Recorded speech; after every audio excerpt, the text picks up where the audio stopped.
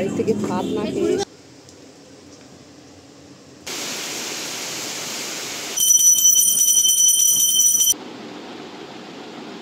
গরিবের ইলিশ কেমন খাচ্ছিস?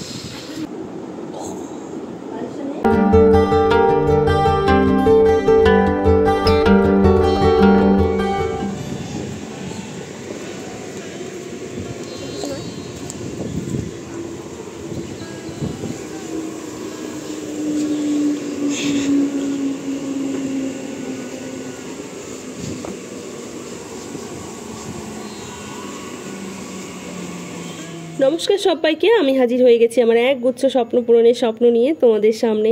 তোমরা সবাই কেমন আছো? আশা করছি ভালো আছো। আমরাও কিন্তু খুব ভালো আছি। আজকে হচ্ছে বুধবার, আর এখন ঘড়িতে মানে দেখে বুঝতেই পারছো কটা বাজতে পারে, ওই 9টা থেকে 9:30টার মধ্যেই, যেহেতু আমি সোনাকে নিয়ে স্কুলে যাচ্ছি।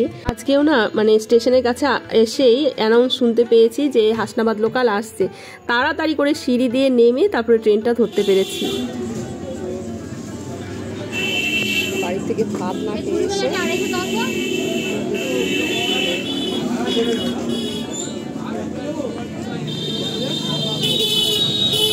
গরম না, আস্তে আস্তে খাওয়া, অত তাড়াহুড়ো কিসের তোর? এই ছেলেটা না ওই যে বাড়ি থেকে ভাত খেয়ে আসবে না, আর রাস্তায় বেরিয়ে নানান রকমের বায়না করবে, আজ এটা খাবো কাল ওটা খাবো। এগুলো খাওয়া কি ভালো? তোমরাই বলো তো। ওকে ওকে তোমরা কমেন্ট করে জানাবে তো যে এগুলো খেও না। ও জোর জবরদস্তি করে এই সব জিনিসই বেশি বেশি করে খাবে, জানো তো। শুধু পান আর কলা দাও, আর ওই যে ফুল দাও, তুলসী পাতা দাও দুটো, বেল পাতা দাও। তো সোনাকে স্কুলে দিয়ে আমি এই যে আসার পথে এখান থেকেই ফুল নেই, এই মাসির কাছ থেকেই ফুল নেই। আসলে এই মাসি না বেশ ফুলটাও ভালো দেয়, আবার কি বলতো মানে আমি চেয়ে নিতে পারি আর কি, যে আমাকে এই ফুলটা দিও না, এই ফুলটা দাও। বেশ ভালো লাগে আর ভালো বেশ ব্যবহার, সেই জন্য না আমি এই মাসির থেকেই ফুল নেই। তো এইখানে আমাকে প্রথমে জবা দিয়েছিল দুটো, তারপর আমি বললাম দুটো জবা দিও না, আমাকে আরেকটা জবা দাও, আমার 3জনকে জবা ফুল দিতে হয়। তো তারপরে মাসি বলে না, জবা ফুলের অনেক দাম। তারপরে একা একাই আবার লাস্টে গিয়ে বললো ঠিক আছে নে, তোকে দিলাম, তুই রোজ রোজ ফুল নিস। তো তারপর আবার একটা জবা মাসি আমাকে আলাদা করে দিল।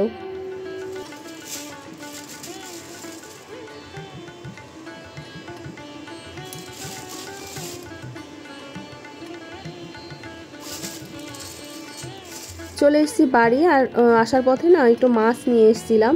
মাছ বলতে মানে টুকটাক সেরকম একটা মাছ আনিনি। তো এই যে খয়রা মাছটা আনলাম, অনেক দিন এই মাছটা খাওয়া হয় না। এই মাছটা না বেশ ভালো লাগে খেতে, ইলিশ মাছের মতো না লাগলেও ইলিশ মাছের আশেপাশে আর কি। মানে ইলিশ মাছ দিয়ে পাতলা ঝোল করলে যেরকম খেতে লাগে সেরকমই লাগে। মাছটা যদিও বা মানে ইলিশ মাছের মতো অতটাও মানে সেম লাগে না, তবে ঝোলটা বা যদি সর্ষে বাটা দিয়ে করা হয় ঝালটা সেরকমই লাগে। তো এখানে আবার আমি কটা বাটা মাছও এনেছি। বাটা মাছগুলো দেখে না আমার এত লোভ লাগলো কি বলবো। আমি বাটা মাছ খুব একটা পছন্দ করি না, তারপরেও আজকের বাটা মাছগুলো দেখে ভীষণ পরিমাণে খেতে ইচ্ছা করছিল। দেখো বাটা মাছগুলোতে একদম মানে ডিম ভর্তি, যদিও মাছগুলো আজকে রান্না করব না। তো এখানে এই যে ডিম দুটো সেদ্ধ করে নিয়ে তারপর হচ্ছে গিয়ে ভেজে নিচ্ছি। এই দুটো না ওই ডবল কুসুমের ডিম, মানে দুটো করে কুসুম থাকে এই ডাল মানে ডিমের মধ্যে। তো ওইটা ভেজে নিচ্ছি। আর এদিকে না আমি হচ্ছে সকালে রান্না করে গিয়েছিলাম, মানে চন্দন আজকে তো 11টায় ডিউটি, ও 9টার সময় বাড়ি থেকে বেরিয়েছে। তো সেই জন্য ওখানে ভেন্ডি আলু দিয়ে একটা তরকারি করেছিলাম, আর হচ্ছে কাঁচকলা ভাজা আলু ভাজা, ওগুলো করে ভাত করেই কিন্তু আমি গিয়েছিলাম।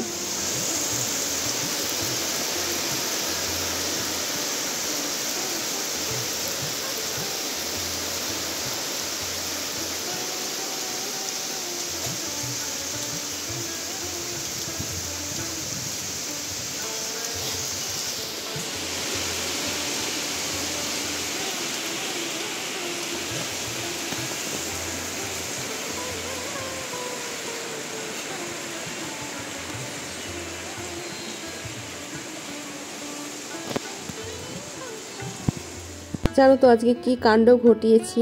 তো সকাল থেকে যেহেতু সমস্ত কাজবাজ হয়ে গেছে, শুধু স্নান আর পুজোটা বাকি ছিল, অল্প কটা জামা কাপড় ছিল আর কি বাথরুমে, সেগুলো কেচে দেওয়ার ছিল। তো তারপরে না আমি কি করেছি বলো তো, বৃষ্টিটা দেখে না মানে শুয়ে শুয়ে জানলার পাশে বৃষ্টি দেখতে দেখতে না আমি না ঘুমিয়ে পড়েছি জানো তো। আর খেয়াল নেই, চন্দন তখন 2:30 বাজে আমাকে ফোন করেছে যে আমি সোনাকে নিয়ে আসবো। আমি ভেবেছিলাম যে সোনাকে হয়তো বা আমাকে আনতে যেতে হবে। তো তারপরে ও ফোন করেছে, ধরপড় করে উঠেছি, উঠে তারপরে স্নান করে তারপর হচ্ছে জামা কাপড় ছিল কেচে দিয়েছি। যদিও মেলার কোনো উপায় নেই, কারণ বৃষ্টি অনর্গল হয়েই চলেছে, মানে একটু থামছে আবার পড়ছে। তারপরে আমি এই যে পুজো দিতে বসে পড়েছি।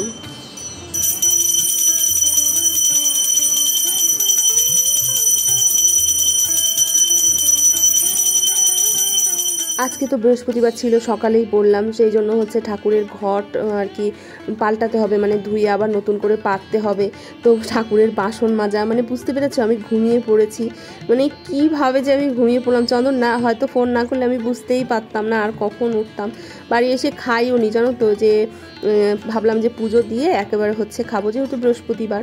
তো কিছু আর করার নেই। তো এখন এই যে পুজোটা দিয়ে নিলাম, এবার একটু শান্তি জানো তো। পুজো না দিতে পারলে না ভালো লাগে না, সকালে উঠে স্নান করে পুজোটা দিয়ে নিতে পারলে সবচেয়ে ভালো হয়। তবে ওই যে ব্যস্ততার কারণে কোনো দিন দেওয়া হয় না, মানে সোনা স্কুল থাকলে না হয়ে ওঠে না সকালবেলা অত তাড়াতাড়ি করে। আর আমার ঘুম থেকে উঠতে না একটু দেরি হয়ে যায়, আমি না অত তাড়াতাড়ি ঘুম থেকে উঠতে পারি না।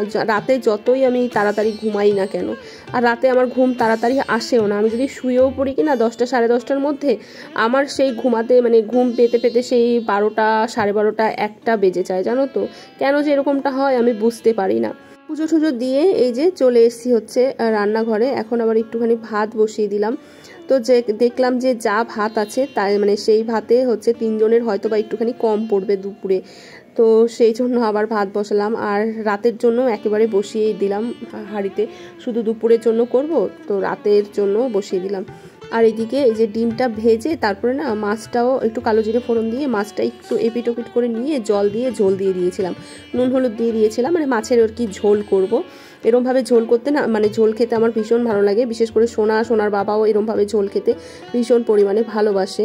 তো সেই জন্য এরম করেই ঝোলটা আর কি করা হয়েছে। আর ডিম দুটোও না ভেজে ওর মধ্যে দিয়ে দিয়েছি, যদি সোনার বাবা আবার মাছটা না খেতে পারে, কারণ ওই মাছে না প্রচুর পরিমাণে কাঁটা থাকে। সোনাকে নিয়ে আমার ভয় নেই, সোনা বেছে বুঝে খুঁটে খাটে সুন্দর করে মাছটা খেয়ে নিতে পারবে, তবে সোনার বাবাকে নিয়েই ভয়, সেই জন্য আবার ঝোলের মধ্যে ডিম দুটো দিয়ে দিলাম। আর এদিকে দেখো বললাম না যে বৃষ্টির তো কোনো মানে কি বলবো যা তা অবস্থা, এখন নামছে তো আবার এখন নামছে না এরকম। তো ছাদে আর যাইনি, বারান্দাতেই মানে মেলে দিয়েছি, জলগুলো ঝরিয়ে বাথরুমে খানিকক্ষণ মানে কলের উপরে রেখে দিয়েছিলাম, জলগুলো ঝরে গেছে, তারপরে এই যে এখান দিয়েই মেলে দিয়েছি। ইলিশ কেমন খাচ্ছিস? কেন খা, খেতে থাক, রেখে দেবো ওখানে।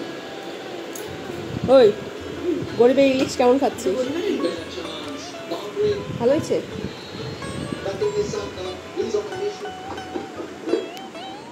সোনা তো স্কুল থেকে এসে আর কি কোনো রকমে আমি একটু খাইয়ে দিয়েছিলাম, তারপর সোনা চলে গেছিলো পড়তে। আজকে সোনার 5:30 থেকে পড়া ছিল, আর তার মধ্যে আজকে যেহেতু ওর বাবা স্কুটি নিয়ে যায়নি, মানে ওর বাবা অফিস থেকে ডাইরেক্টলি চলে গেছিলো স্কুলে, মানে ওর বাবার না ওর সোনার স্কুলের ওখানে একটু ব্যাংকের কাজ ছিল, তো সেই কাজটা সারতে গেছিলো, দিয়ে তারপরে হচ্ছে ওকে স্কুল থেকে নিয়ে এসছে। এবার হেঁটে হেঁটে যেহেতু এসছে, আর তারপরে আমি গেলে যেই ট্রেনটায় আসি মানে 4:05 না 4-এ একটা ট্রেন থাকে, কি বলছি 4:35 না কততে একটা ট্রেন থাকে, যেহেতু ওর 4:30 ছুটি হয়, তো সেই সময়টায় না একটা ট্রেন থাকে, একদম দৌড়ে এসে ধরতে হয়। তো ওর বাবার সাথে যেহেতু গেছে, মানে ওর বাবা যেহেতু গেছে সেই জন্য কিন্তু ও আর দৌড়ে ধরেনি। মানে ওর বাবার সাথে গেলে না, মানে ওর বাবা থাকলে ও যে কি পেয়ে যায়, মানে যা তা ও নিজের মন মতো আর কি করে। তো সেই জন্য হচ্ছে আস্তে আস্তেও দেরি হয়ে গেছিলো, সেই জন্য কোনো রকমের নাকে মুখে আমি একটুখানি ভাত খাইয়ে দিয়েছিলাম। তো 5:30 পড়া ছিল, পড়তে গেছিলো। তো বাড়ি এসে এখন ওই যে উনি খেতে বসেছে আরাম করে, আর যাওয়ার সময় মাছও খেতে পারিনি, জল দিয়ে কোনো রকমে একটু ভাত খাইয়ে দিয়েছিলাম। তো যাই হোক খেয়ে দিয়ে তারপরে আমারও খাওয়া দাওয়া হয়ে গেছে। এই যে আমরা চলে এসেছি কিন্তু এখন ঘরে, মাথার চুলটা একটু বেঁধে নিলাম। আর আমি না ক্যামেরাটা ওখানে অন করে রেখেছি, আর পাগলটা দেখো কিরম করেছে, আমি কিন্তু পরে ভিডিওটা এডিট করতে গিয়ে দেখি, আর আমি না ভিডিওটা ডিলিট করলাম না, তোমাদের সঙ্গে শেয়ার করে রাখলাম। আর আমারও হচ্ছে স্মৃতির খাতায় জমা হয়ে থাকলো, ও যখন বড় হবে, ও যখন বাবা হবে, ও যখন ওর বউ আসবে তখন ওইগুলো দেখবে আর হাসবে। তো চলো ভিডিওটা এখানেই শেষ করছি, সবাই ভালো থেকো, সুস্থ থেকো, সাবধানে।